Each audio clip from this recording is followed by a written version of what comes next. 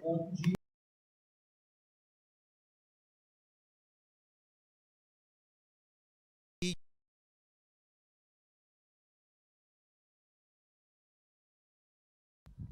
qual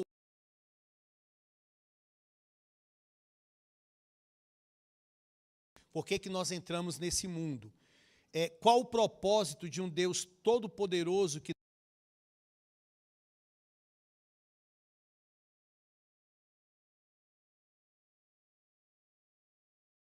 e também no breve catecismo de Westminster.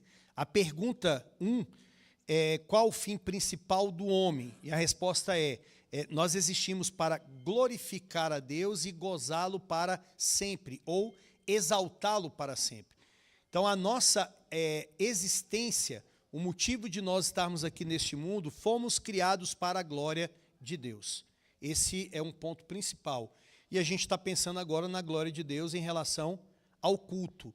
E essa motivação para a glória de Deus, ela vai resultar em nós piedade, uma vida mais parecida com a vida de Cristo, com a vida do nosso Senhor. Então, não se enganem, o culto ele é para a glória de Deus, sim, ele é vertical, mas ele também tem um aspecto horizontal, no sentido de que Deus ele vai continuar o mesmo, ele não vai crescer em nada, mas é isso que ele quer que a gente o exalte, mas nós vamos crescer.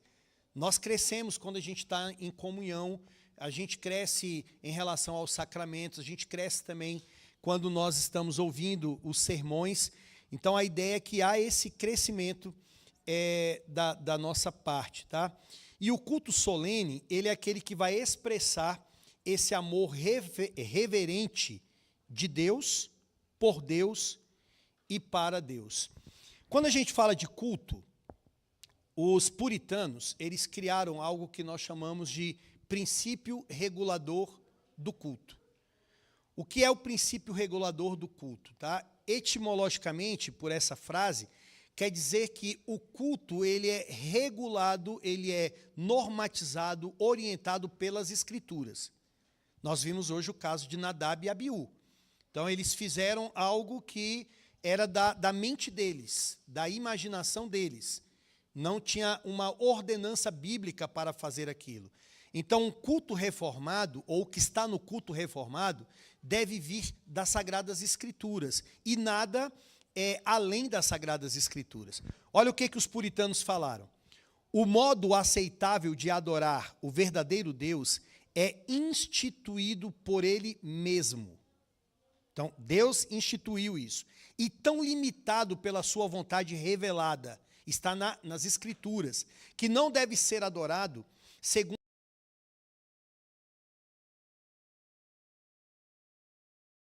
qualquer representação visível ou de qualquer outro modo não prescrito nas Sagradas Escrituras.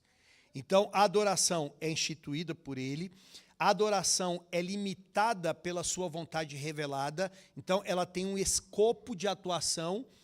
Nós temos que ir para a Bíblia para sabermos o que Deus exige sobre isso, e ela não pode ser segundo as imaginações e invenções dos homens.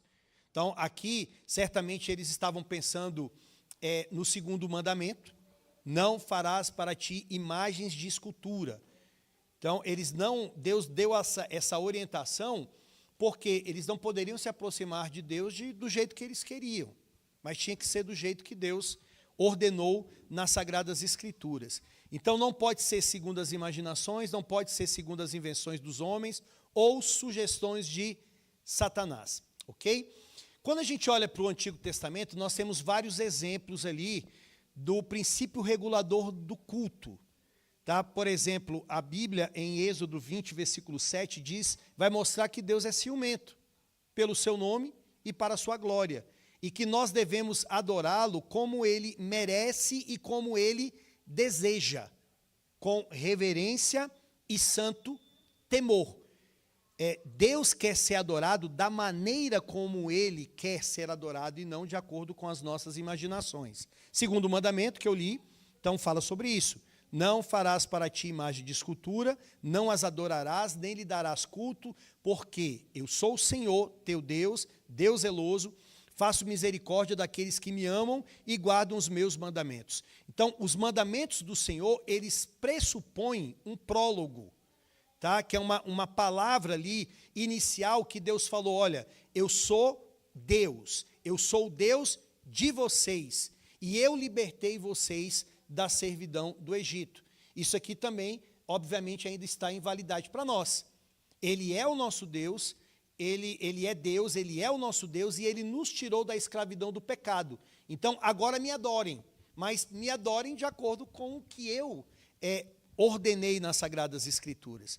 Sendo assim, o que nós vemos hoje, e o que nós vemos também nas Escrituras, é uma adoração segundo Deus e uma adoração segundo o eu. A gente vê muito isso na Bíblia, pessoas adorando o Senhor de qualquer jeito. Vimos hoje Nadab e Abiú, temos também lá o bezerro de ouro, de Êxodo 24, nós temos ali o caso de Saul também, quando foi adorar o Senhor de qualquer maneira, e nós temos a adoração do jeito que Deus quer. Então tem muitas igrejas hoje que adoram o Senhor da maneira como eles acham que deve ser. Muito aquela questão do entretenimento, do massagear o ego das pessoas, o receio de que se não fizermos assim, as pessoas não vão dar o dízimo, e aí vai cair a arrecadação da igreja, e vai acabar com a igreja, ou então os visitantes têm que ser super bem tratados na hora do culto, então tudo vai convergindo de uma maneira que eu quero que eles se sintam bem, logo eu vou formular uma liturgia voltada para isso. É uma liturgia voltada para o eu, e não voltada para Deus, tá? E é um problema sério. Exemplos de adoração desse tipo: Caim e Abel. Nós temos a oferta que Caim levou ao Senhor e a oferta que Abel levou ao Senhor. Embora duas ofertas, dois atos de adoração, mas Deus rejeitou a oferta de Caim e aceitou a oferta de Abel, né? O texto diz em Hebreus, pela fé Abel ofereceu a Deus mais excelente sacrifício do que Caim, pelo qual obteve testemunho de ser justo, tendo a aprovação de Deus quanto às suas ofertas. Então, a gente aprende aqui que apenas o melhor, o correto, é adequado para a adoração. Mas Caim, nós podemos dizer que foi sincero. No caso de Nadab e Abiú, será que, é claro que quando a gente coloca ali a bebida, né, caso essa embriaguez... eu esqueci de falar isso no sermão, mas bom que a gente discute aqui agora, né? Usar a arca vai cair, eles tropeçam, ele vai lá e segura, e você pensa bem assim, que maldade que esse homem fez, não é? Ele foi zeloso, ele não queria que a arca caísse ali, mas veja, Deus não tinha ordenado aquilo, já tinha uma instrução prévia. Quando eu falei de Nadab e Abiú, nós não estamos falando de pessoas que não sabiam, eles estudaram aos pés de Moisés, de Arão, receberam coisas ali direta do Senhor, e na hora da prática fizeram o que não deveria, por mais que fosse sincero. Gente, sério, será que dá para nós assim afirmarmos de que todo tipo de adoração que acontece em várias igrejas evangélicas, eles não estão sendo sinceros? Mesmo que seja uma adoração estranha, extravagante, coisas esquisitas dentro do culto, eu acredito que há sinceridade da parte de muitos. Eu acho que dificilmente um pastor, ele formula aquela liturgia, e isso quando formula, né, se não é uma coisa lá que vai aparecendo do nada ali, mas com o intuito assim, hoje eu quero mesmo atacar a Deus, eu quero me rebelar contra o Senhor. Não, ele acha que aquilo é correto, ele está sendo sincero, mas a questão não é a sinceridade, a questão é que está na Bíblia.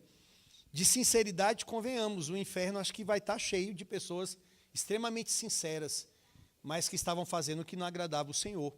Bezerro de ouro, o que me chamou a atenção nessa nossa série que nós estamos fazendo, é que quando eu preguei sobre Êxodo 32, assim como houve um prólogo lá nos 10 mandamentos, eu sou o Senhor, teu Deus, que te tirei da terra do Egito, da casa da servidão. Quando eles fizeram esse bezerro de ouro, porque Moisés estava demorando, estava lá no Monte Sinai, eles também fizeram uma espécie de uma introdução. Eles chamaram aquele bezerro de ouro de Senhor. E ali, pelo menos para nós aqui em português, está Senhor em maiúsculo ali, mostrando que era Yahvé, que era o tetagrama, estava falando sobre o próprio Deus. Então, olha, foi ele é o Senhor, Ele é o nosso Deus, que nos tirou do Egito, da casa da servidão. Então, vejam que eles fizeram tudo aquilo que não foram ordenados para fazerem. É inaceitável para o uso no culto, pois não foi autorizado por Deus.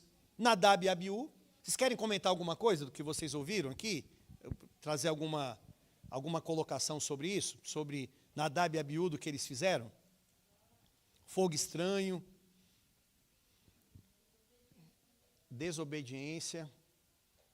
Eu estava conversando com a Lara, a gente falando sobre a questão deles estarem enlutados, né? O Arão, né? Moisés. A gente às vezes percebe pouco sobre isso, né? Essa questão ali emocional, né? Uma tristeza que veio sobre eles.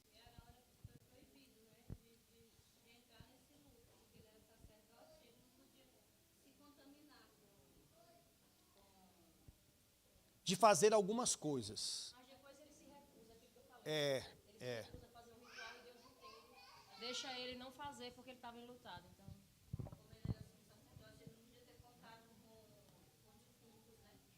isso, de tocar, por isso que os primos, se eu não me engano, deles que fizeram aquilo, né?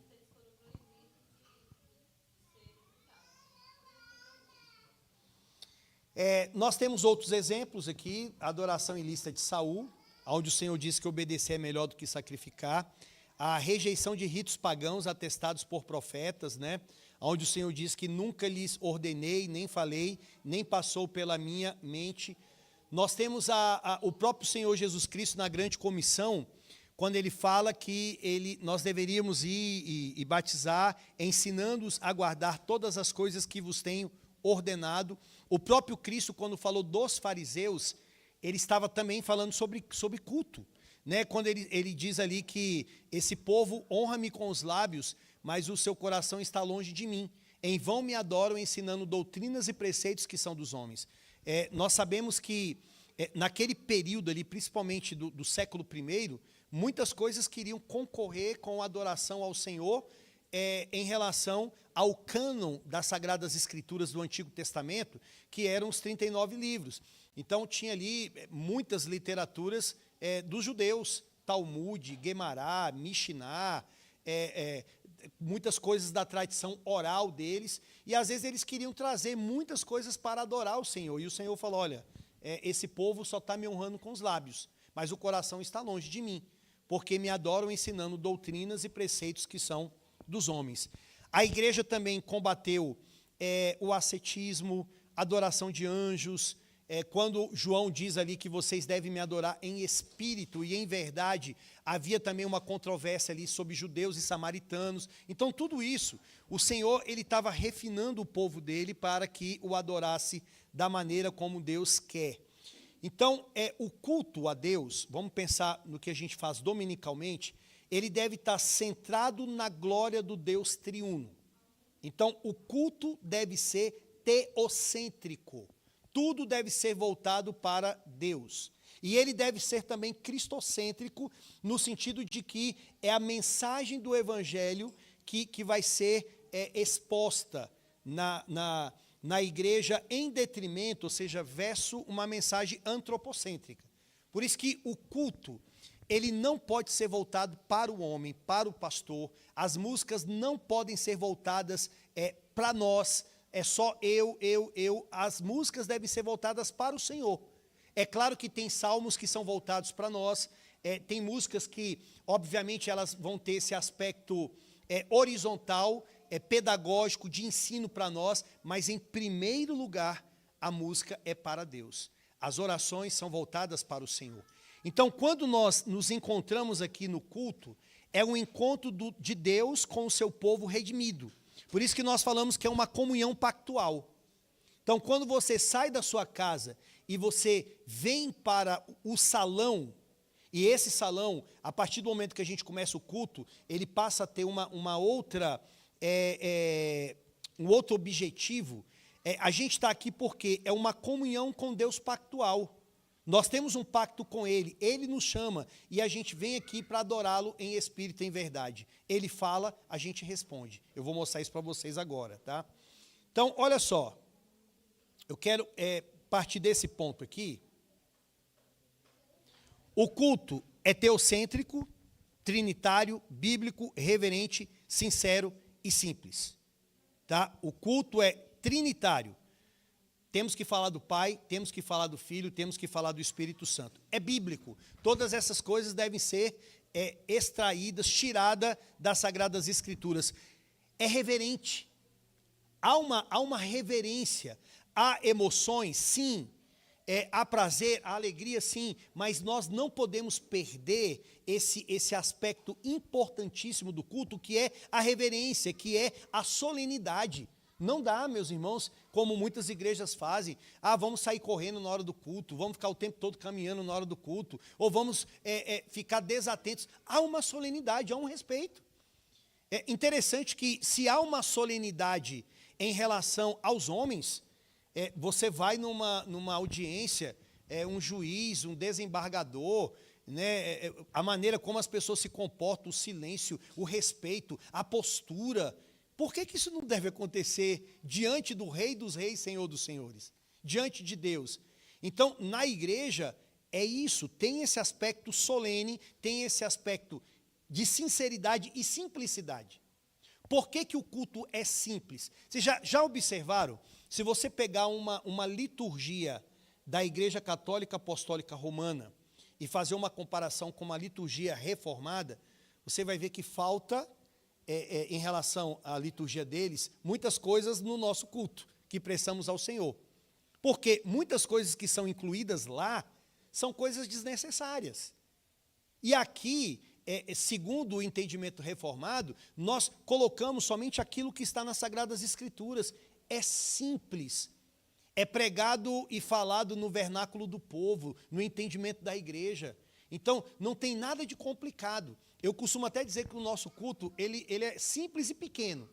Se o sermão for curto, a gente rapidinho vai embora, ou vão ficar batendo um papo aqui. Então, é o sermão que vai demonstrar se o culto vai ser um pouco mais longo ou não. Então, vai depender muito da perícope. É um encontro com Deus, como eu falei, o Deus vivo se encontra com o seu povo na adoração. Então, preste muita atenção nisso. Culto não é opção. Culto não é uma coisa no qual você fala bem assim, eu vou, eu não vou, acho que eu vou ficar em casa. Não, é o Deus vivo que entrou em aliança com você e Ele está te convocando, soberanamente te chamando. Por isso que a gente começa o culto com um chamado à adoração. É um chamado, é uma convocação de Deus. Então, não é uma coisa assim, eu não sei se eu vou no culto ou vou no clube, não sei se eu vou no culto ou vou no aniversário, não sei se eu vou no culto ou eu vou naquela festa. Meu irmão, não deveria haver esta comparação na sua vida, esse peso entre fazer isso ou fazer aquilo. O domingo é o dia do Senhor, é o dia que Deus te convoca para você prestar um culto público para Ele. E a nossa liturgia, eu quero que vocês entendam agora, compreendam, por que a nossa liturgia é desse jeito, aqui no Noroeste. É uma liturgia dialógica. Nessa liturgia, Deus fala, o povo responde. Não há, na nossa liturgia, aquele entendimento assim. A equipe de músicos, eles cantaram muito bem. E aí é como se Deus estivesse sentado ali no seu trono e falasse consigo, né, com as pessoas da Trindade. Eles mandaram bem, hein? Hoje eles cantaram de um jeito maravilhoso. Não é isso. Não é meramente uma apresentação para Deus e Deus está parado ali, não está fazendo nada. E também não é um show que é feito para as pessoas. Mas, na verdade, nem Deus e nem nós estamos parados, passivos. Tá? Deus fala, a gente responde. Isso tem a ver até com as doutrinas bíblicas. Por exemplo, por que você tem fé? Por que você ora? Por que que você busca? Porque algo foi feito previamente em você, porque o Senhor te regenerou, porque o Senhor produziu algo dentro de você, e aí, em consequência disso, você vai responder. Assim também é no culto. No culto, Deus, Ele fala, na palavra, a gente responde. A gente responde como? Cantando, orando. Tem várias maneiras de nós respondermos ao Senhor. Então, ninguém fica parado ali. E a condução deste culto é pelo próprio Senhor. Ainda que haja um liturgos aqui, que sou eu, ou um presbítero, ou uma pessoa que esteja dirigindo aqui, tá? Quem está aqui na frente dirigindo o culto, ele está como representante da Assembleia, como representante da igreja neste momento aqui. Então, eu estou conduzindo, mas eu estou conduzindo representando vocês, debaixo da representação pactual do Senhor, do nosso Senhor Jesus Cristo. Tá? Eu vou explicar um pouquinho melhor isso aqui. Então, vamos pegar na prática algumas questões. Por exemplo, existe uma unidade temática da liturgia que é orientada pela exposição bíblica. Vocês já repararam que a gente procura fazer isso, tá? Da melhor maneira possível, às vezes não conseguimos, mas todo culto, ele tem uma temática. Então, hoje nós falamos de adoração, tem dia que a gente está falando sobre amor, tem dia... e aquela temática é a temática que vai permear toda a adoração. E aquela temática vem da onde? Aquela temática vem do sermão. O sermão, ele tem uma ideia central. E se aquele sermão tem uma ideia central, é aquela ideia central que vai fazer com que agora eu prepare a liturgia, as músicas, a leitura. Por que que hoje, na leitura do culto, nós fizemos a leitura de Êxodo capítulo 20, versículo 4 a 6? Porque Êxodo capítulo 20, versículo 4 a 6, fala que a adoração ao Senhor não pode ser de acordo com as nossas imaginações. Isso está o quê? Conectado com o sermão. E as músicas, nós cantamos o quê? Em espírito e em verdade. Nós terminamos o culto respondendo ao sermão, dizendo, sê minha vida. Então, percebam a conexão. Deus, Ele falou no sermão. E aí nós respondemos falando o quê? Senhor, sê minha vida, sê minha visão, que eu nunca perca a visão do teu ser. A gente está respondendo, e estamos respondendo com sinceridade. A gente está falando, Senhor, se o Senhor não me ajudar, eu não vou conseguir, não deixa. Sê minha vida, sê minha visão, sê a minha cosmovisão. Então, os elementos de culto, eles estão conectados. Aqui não há como se fosse uma metralhadora atirando para todo lado. Sabe, porque, irmãos, é estranho quando você participa de um culto assim. Parece que entra no texto, sai do texto, nunca mais volta no texto, canta uma coisa e canta outra que não tem nada a ver, ou faz uma leitura, ou dá irmão, vem dar um testemunho, outro dá um testemunho, outro dá outro testemunho, e daqui a pouco a gente está falando sobre o quê? Qual que é o cerne desse culto? Está entendendo? Então, esse tipo de liturgia que nós utilizamos, ele produz isso. A condução é feita pelo ministro da palavra, pelo presbítero, no qual ele é o representante naquele momento que ele está dirigindo o culto. A linguagem é solene, porém acessível ao povo, que também não dá para a pessoa chegar aqui na frente e falar de uma forma que ninguém entenda, né? De um jeito assim, o foco não é ele, o foco é o entendimento da igreja como um todo. Eu vou repetir muitas coisas aqui, mas vou falar de uma forma mais objetiva. Então, no culto, Deus, no culto reformado, Deus ele age como condutor e não como espectador. Então a liturgia, ela serve como um diálogo, tá? Deus é o condutor, ele vai conduzindo o culto. Ele não está parado. Ele está recebendo adoração, mas ele está conduzindo. Na hora da pregação, se a pregação for eficaz, é porque ele trabalhou. Na hora dos cânticos, se os cânticos chegaram, é porque ele usou os irmãos com graça e por causa do mediador ele fez que aqueles cânticos chegassem até o Senhor. Há uma coesão temática, coerência entre pregação e canto. Ok? Coerência entre pregação e canto. Você sai daqui entendendo Hoje foi sobre adoração. A noite vai ser sobre o Deus que perdoa pecados. Então, você tem que sair daqui entendendo o que você fez e qual é a mensagem que Deus transmitiu para nós. A prioridade do canto deve ser o canto congregacional.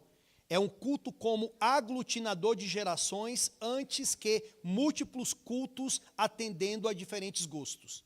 Eu sei que cada um aqui vem de um contexto, às vezes musical, mas se a gente for deixar à mercê do gosto individual de cada irmão, por mais que seja muito bacana aquele estilo de música, não vai dar certo. Então, a gente faz o quê? É uma aglutinação de gerações onde nós cantamos de forma congregacional. Às vezes tem músicas que eu penso assim, a gente está conversando, essa música ficaria tão boa, mas aí quando você, principalmente quando você deixa com os músicos, fala assim, pastor, mas não dá, parece que é difícil para a igreja como um todo cantar. Sabe, que o estilo não é mais o estilo congregacional. A ideia é a igreja cantar. Quando eu estava em Bom Jesus, eu já falei para vocês, eu tive uma dificuldade no começo, porque nós tínhamos excelentes músicos, excelentes mesmo, musicistas assim de primeira, na cidade. Mas a dificuldade a princípio era que o povo, muitas pessoas iam para a igreja para ver o baixista, para ver os irmãos cantando, que o pessoal era muito bom nisso aí. Aí eu falei, gente, não está dando certo. E por mais que explicasse, assim, as pessoas iam e queriam ver mesmo os irmãos ali tocando. E aí foi quando eu fiz uma coisa radical por um período. Eu tirei o pessoal daqui da frente, coloquei eles na lateral, tá, os músicos, e aqui na frente ficou só o telão. Então, a ideia era, gente, eu quero que eles olhem para as letras e saibam que estão cantando e esqueçam um pouquinho a gente aqui. Veja, a ideia não era ficar isso de forma contínua, mas era que a igreja entendesse, a gente tem que cantar para o Senhor. Gente, a igreja começou a cantar, e era aquela coisa mais linda, todo mundo cantando, e depois eu tive uma dificuldade, que era para fazer o pessoal voltar para cá, que eles, pastor, aqui está tão bom, aqui, né? Eu falei, não, gente, mas não tem problema, né? Vamos... Uma conversa paralela. Pode falar. Não, pode participar aí. Só ia comentar que na videira os músicos já ficavam atrás de uma parede, né? Isso, ali já foi desde o comecinho, né? Lá é assim, os músicos ficam lá atrás. Os músicos não, os instrumentistas, os músicos também, os instrumentistas. Isso, só os microfones ficam na frente. Agora, aproveitando que a gente está falando sobre isso, é uma coisa bem particular mesmo, que eu vou falar para vocês, mas eu acho que isso é saudável, tá? Que é a ideia de nós, dos termos que a gente usa. Por exemplo, eu não gosto de falar equipe de louvor. Vocês não vão ver eu falando aqui equipe de louvor, né? Eu falo equipe de música ou músicos. Por quê? Porque o entendimento bíblico é que toda a igreja louva. A adoração ao Senhor, ela não está restrita ali somente àquele momento de cânticos. Então, por isso que eu tento tirar essa ideia da igreja, o seguinte, de ficar muito restrita ali, aquele grupo. Tem muitas igrejas, inclusive, quando falo muitas igrejas, eu estou falando até da IPB, tá, gente? Vamos esquecer as lá de fora, vamos falar da IPB. Conduz a liturgia assim, agora vamos louvar ao Senhor. Aí chamam a equipe, aí fala equipe de louvor, e vamos cantar a Deus. Tá, mas antes ninguém estava louvando? Antes não era adoração? Era adoração também, mas aquele momento é uma adoração em cânticos.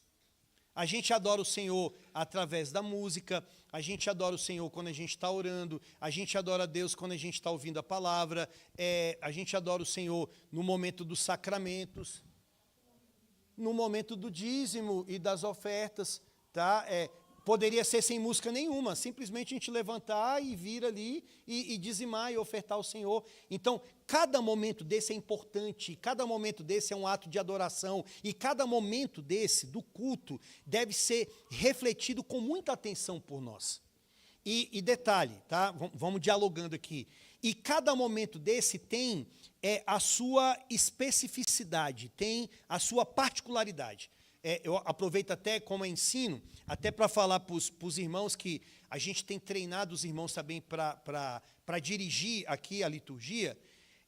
Por exemplo, na hora do dízimo, a oração é de agradecimento, tem a ver com os recursos. Não é um momento de pedido de perdão. O pedido de perdão é feito lá na oração pastoral. Também na hora da música. E isso não acontece aqui conosco, tá? Mas eu vou usar como exemplo. A pessoa vai cantar. Aí começa a cantar, começa a ministrar. E traz uma palavra. Porque não sei o quê, e tal. Aí canta, aí depois termina e faz uma oração. Meu irmão, cada momento do culto tem o seu particular. Você foi chamado para cantar, é aquele momento de você cantar. Na hora que vai ter um comentário bíblico, alguma coisa, vai ser na hora da pregação. Então, cada momento tem a sua particularidade, deve ser respeitado isso. É a maneira como nós estamos adorando ao nosso Deus. Tá? Então, eu não vou confessar os pecados num outro momento que não seja aquele momento que já foi feito. Estão entendendo? Então, cada momento tem essa parte particular. O ideal, tá, que a gente procura fazer isso, é ler porções de ambos os testamentos, ler trechos da lei e ler trechos do Evangelho. Qual que era o nosso objetivo como mesa? O nosso objetivo, se Deus quiser, como um futuro conselho. Nós tínhamos esse desejo. Deus, abra a porta para nós termos um culto matutino e vespertino. E Deus abriu essa porta. E o que a gente tem procurado fazer, meus irmãos? A gente traz porções do Evangelho, porções da lei, porções do Antigo Testamento, porções do Novo Testamento. Olha que bênção que é esse cruzamento, né, de ideias litúrgicas, de textos bíblicos. Você está no Antigo Testamento, você tá pregando de textos que têm como base as coisas que iniciaram, mas que estão apontando para quem? Para Jesus. Todo sermão a gente tem que levar para Jesus, senão não é sermão. E aí você chega no Novo Testamento, você está falando de Jesus, mas você está falando que aquilo ali teve um começo, teve um princípio, né, tem uma base. E se vocês prestarem atenção na nossa série, ela tem produzido isso sem a gente forçar a barra. Você está aqui, você está apontando para Jesus, você está lá, você está vindo aqui para o Antigo Testamento, você está no Antigo Testamento, você está citando lei e evangelho, você está no Novo Testamento, você está citando lei e evangelho. Então, a igreja passa a ter uma porção completa. Vocês perceberam que hoje, na hora da confissão de pecado, eu falei da lei, eu falei que a lei, ela mostrava a nossa pecaminosidade, nós estávamos sob a lei, mas na hora da oração eu citei o Evangelho, que eu citei o quê? A graça de que Jesus Cristo nos perdoou, nós somos perdoados por Deus por causa de Jesus Cristo. Então, a igreja tem que ter esse entendimento. A igreja também, não está escrito aqui, mas a igreja tem que ter um entendimento no culto, o que é o Evangelho. Os irmãos estão de prova aqui, né? Não todas as vezes, mas eu acho que isso aí já está na mente de vocês, tanto antes de vocês virem para cá, que a gente começa o culto, a gente faz uma oração aqui, e nessa oração a gente fala bem assim, olha meus irmãos, não vai ser pelo nosso cantar, não vai ser porque eu preparei, porque eu fiz e tal, mas tudo isso vai chegar até o Senhor por causa de quem? Por causa de Cristo. Por causa de Jesus Cristo. A motivação muda. Porque se eu chegar no culto para tentar barganhar com o Senhor, buscar coisas com Ele por causa dos meus feitos, eu não entendi o Evangelho. Então o culto não é para eu buscar o favor de Deus, mas o culto é porque eu tenho o favor de Deus e por isso eu vou adorá-lo. Muda tudo isso aí. A importância também no culto de reforçarmos os ensinamentos do culto doméstico. Então, irmãos, e aí eu estou falando no geral, todos nós, tá? Nós temos que reforçar o culto doméstico, porque no culto doméstico, os nossos filhos também, eles vão ter mais apreço quando eles chegarem aqui no culto, na hora de cantar, na hora de ler as Sagradas Escrituras, porque não é uma coisa desconectada. Eu falei assim, não, durante a semana a gente também faz isso, a gente também conversa com o Senhor, meu pai e minha mamãe também fala, ora comigo, me ensina as Sagradas Escrituras. Aqui eu já li, está no outro slide, que é o princípio regulador do culto, e a Bíblia contém os elementos de culto. Quais são? Pregação, oração, música. E os atos de culto, adoração, confissão, gratidão e ensino. Tá? Então, todas essas coisas estão aí. Deixa eu trazer aqui um pontozinho da nossa liturgia. Deixa eu ver se tem aqui. Tá, aqui, ó. Olha a nossa liturgia. Elementos do culto, tá? Como a gente faz aqui. Veja, vocês não vão encontrar isso padronizado na IPB. Então, há uma liberdade, tá? Mas nós achamos essa liturgia bem saudável. Então, há um chamado à adoração, tá? Deus está te chamando, Deus convoca o povo em sua palavra, e o povo responde em oração e em cântico. Depois nós fazemos uma leitura da palavra. Essa leitura, ela está conectada ao sermão, e ela é um suporte para a pregação, tá? É uma dieta complementar do Antigo e do Novo. O ideal, não quer dizer que tem que ser assim, mas assim, se eu estou pregando no Novo, a leitura que eu vou fazer com vocês é uma leitura lá do Antigo Testamento, mostrando que há essa base lá. Se eu vou pregar no Antigo, eu vou citar uma leitura do Novo. Tá? Então, se de fato tivermos uma leitura completa sobre isso, fica melhor. As orações públicas, depois a gente tem o momento das orações, o condutor está representando a congregação diante do Senhor. Então, quando eu estou orando aqui, eu estou orando representando vocês, e nós estamos juntos nisso. Por isso que é bom, por isso que é saudável, nós nos conhecermos mais, o pastor ter mais contato, tá? E tem muita coisa que eu sei que eu tenho que fazer bem melhor, de visitação, de contato com vocês, para saber as demandas, o que está acontecendo. A mesa administrativa ter ciência disso, né? A gente colocar lá na nossa mesa, lá, às vezes, olha, oração pelo irmão tal, oração em relação a isso, porque, inclusive, facilita no momento aqui da nossa condução de orações. Adoração cantada, que pode ser, deve ser canto congregacional, que pode ser em salmos, hinos, cânticos, tá? Cuidado teológico com letras, exaltação, instrução, confissão e doxologia. Nós não somos, nós não aderimos ou abraçamos aquela ideia da salmodia exclusiva, que é uma igreja que só canta salmos. Não é isso. Veja que nós não somos assim. Mas eu acho muito interessante a salmodia inclusiva. Ou seja, você incluir também, dentro dos cânticos, os salmos. E às vezes a gente canta salmos aqui. Não é verdade, Caio? A gente tem salmos, a gente canta hinos, nós temos cânticos contemporâneos, tem muitos cânticos maravilhosos aí, antigos e atuais, vencedores por Cristo. Falem os nomes aí, uns. Grupo Elo, Grupo Logos, Milagre, que mais? Caio. Carlos, quiser participar aí? Gente, Diante do Trono, as músicas antigas, tem cada música ali que são... Algumas. Tem algumas que são boas. Sim, sim. Vencedores, né, nós já falamos. Guilherme Kerr, enfim. Tem muita coisa boa e nós devemos nos preocupar com isso. Então, o que eu acho que você deveria estranhar muito se você está numa igreja que aquela igreja não se preocupa com o que é cantado.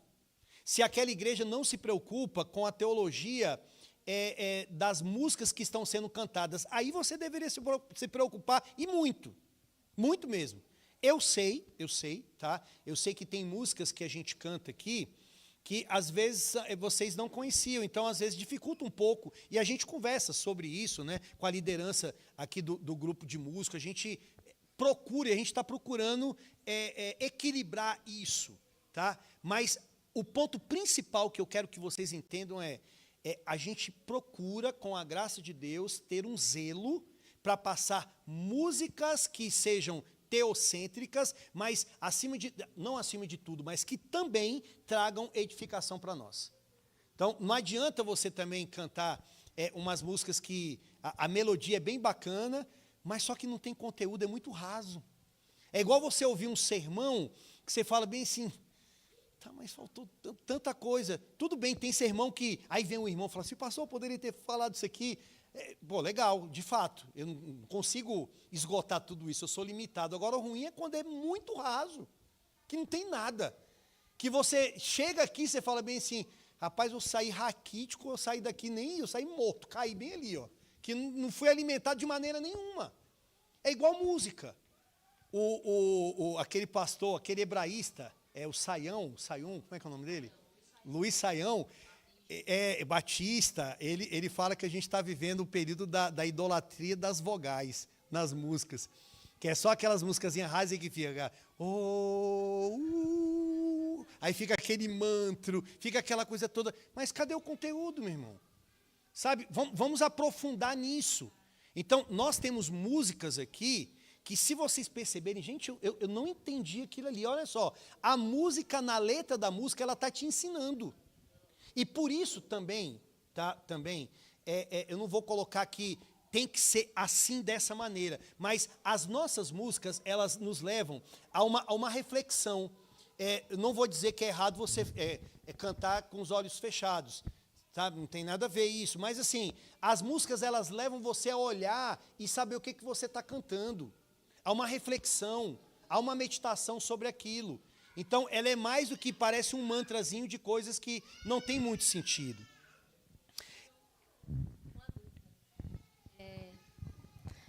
O princípio fala que não é para inserir nada que não tenha na Bíblia, né? No culto. É isso ou não? Ou que não haja nenhum princípio qualquer. Por exemplo, tem coisas que, de fato, um horário... minha dúvida era sobre a leitura da confissão, por exemplo. Porque, assim, ela não é palavra, né? Leitura da palavra, tudo bem, mas ela não teria uma prescrição e ela está no culto. Ela é uma interpretação, ela vai entrar como uma interpretação de uma doutrina. Né? Obviamente, você não vai ter isso muito claramente nas Sagradas Escrituras, sim. Mas ela entra como o povo respondendo aquilo que ele crê, que vem das Escrituras. Igual o credo. Muitas pessoas colocam na confissão o credo apostólico. Uhum. E o credo apostólico, a gente sabe que ele vai surgir posteriormente das Escrituras, mas é uma confissão daquilo que a igreja crê, teologicamente, que está vindo da Bíblia. Por isso que a gente acaba colocando pequenas porções, ou do credo, ou da confissão, que a gente está expressando, olha, nós cremos nisso, mas que vem das Sagradas Escrituras. Eu acho que o ideal, até para ficar claro, a gente deveria manter pelo menos os textos bíblicos ali embaixo, dizendo, olha, esse comentário aqui é o comentário que a gente está fazendo desse texto bíblico, e nós cremos nisso. A gente está confessando como igreja que a gente crê nessas coisas. Uhum. Gente... Para terminar, temos o sermão, adoração cantada, votos e juramentos solenes, sim. Sermão, que é o elemento central, pregação expositiva, sequencial. Eu particularmente, eu gosto muito, de fazer a lectio contínuo, que é sermões em livros inteiros. E nós estávamos fazendo isso, e agora nós entramos naquela sequência, né, do Pentateuco, os pontos principais, e da história de Cristo no Novo Testamento. Sacramentos, que é o batismo, a ceia, que são meios de graça que derivam da palavra, confissão de fé, credos e confissões, porque quando a gente pega textos bíblicos, tem alguns pontos ali que eles citam confissões, que eles citam credos. A igreja tinha algumas confissões deles ali que eles citavam. Dízimos e ofertas também é um ponto muito importante. Detalhe, vocês não vão ver, a gente não insiste, a gente não bate nessa questão como uma universal ou como outras igrejas, mas a gente fala porque é bíblico. E a gente chama a atenção porque é um dever nosso. A gente tem que dizimar, a gente tem que ofertar. A igreja necessita de pagar contas, né, uma série de coisas aí que tem que ser feitas, tá? A bênção final, que é a declaração da verdade e do favor divino e o envio da igreja. Então, eu queria só mostrar isso, então era para mostrar para vocês como que a gente cultua a Deus aqui, ok? Deus fala e a gente responde, tá? Deus está ativo, nós também estamos ativos. Deus nos convoca e nós estamos aqui para adorá-lo em espírito e em verdade. Alguma pergunta, colocação, como o tempo também já está bem avançado? Pois não? Ok. Exortar os irmãos, isso faz tanta diferença na vida dos nossos filhos, que a gente tem dados, que quando os filhos chegam a 17, 18 anos que vão para a universidade ou não, eles se desviam. Mas quando você vai fazer uma retrospectiva da vida deles, você vê que essa questão da devocional do culto doméstico foi ruim à família. Então faz muita diferença. Só para... Não, muito obrigado pela a colocação do senhor. A importância do culto doméstico, é mesmo. E principalmente essa fase tão crítica ali, vai chegando 15, 16, 17, aí vai para uma universidade, não teve uma base no lar, e começa a questionar muitas coisas, depois se perde aí nesse mundo, porque faltou esses recursos, né? Amém, meus irmãos? Pastor, posso só colocar uma coisa que é rapidinho? Você fica à vontade. Eu não, maior dos pecadores. Assim, a gente agradece a Deus, né, por essa visão que Deus te dá, de obediência à palavra e de conduzir a igreja dessa forma. Porque é como se nós pegássemos um rebanho. Essa questão do cuidado do pastor, uns podem falar que é tipo monopólio, que está querendo autoridade, tem dificuldade de delegar, mas, na verdade, isso é um cuidado, é um amor pela igreja. Porque é como se nós tivéssemos um rebanho ali e 2, 3 ovelhas ficassem mais afastadas e tivessem que tomar a direção do caminho, não com a direção do pastor, mas pelo que ela está lendo, interpretando a situação naquele momento. Então, isso é um cuidado conosco. Um outro sentido é um espírito de divisão. Quando a gente tem uma igreja onde o pastor, de certa forma, ele está ligado em tudo, a gente evita de que coisas comecem a crescer de forma sutil e peguem um tamanho tão grande que, quando chegue na liderança, já chegue de uma forma, tipo uma bomba já. Às vezes, coisas que nós resolveríamos com um esforço X, vai ter que resolver com um esforço 20X. Então, isso é só assim, só para trazer um pouquinho mais também de o que ele está falando. Obrigado, meu irmão. Para terminar, tá? Só para você, isso aqui é bem rapidinho, para vocês entenderem como que as coisas funcionam.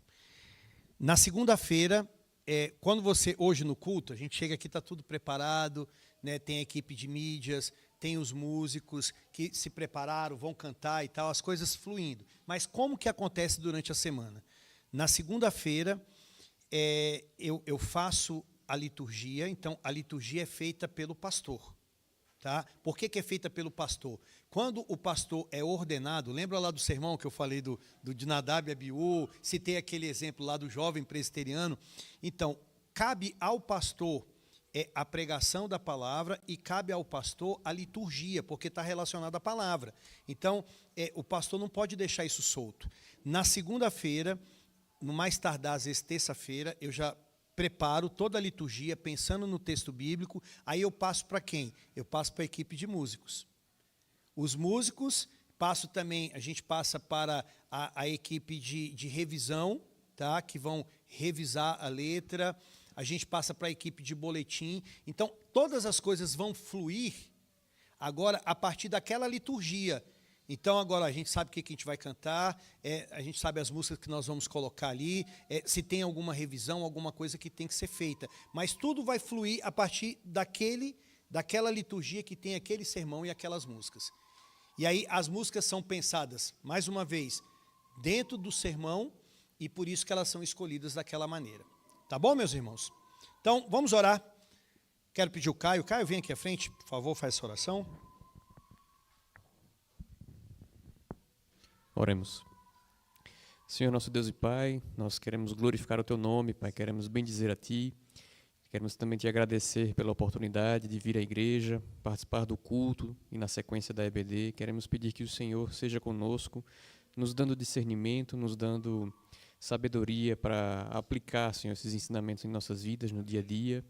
termos consciência, Pai, que o domingo é o dia do Senhor, que possamos vir à Tua casa, Te cultuar com o coração cheio de alegria. Nós pedimos, Senhor, em nome de Jesus, nos leva em paz agora, nos dá uma boa tarde, um almoço bom, e que possamos voltar à noite para continuar cultuando ao Senhor, Pai. Oramos em nome de Jesus. Amém. Amém. Deus abençoe, meus irmãos. Deus abençoe. Amém. Vamos desligar aqui. Alara.